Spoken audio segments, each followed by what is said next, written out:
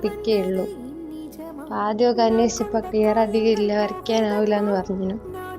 അതുകൊണ്ട് അവസാനം നിങ്ങളോടെങ്കിലും ചോദിക്കാന്ന് വിചാരിച്ച്. നടക്കുവോ? நெஞ்சம் ஆனந்த மேகத்தில் ஊஞ்சலும் ஆடுதம்மா. என் உயிரிலிருந்து பிரிந்த பகுதி இங்கே, நான் இழந்த சிரிப்பும் இதய துடிப்பும்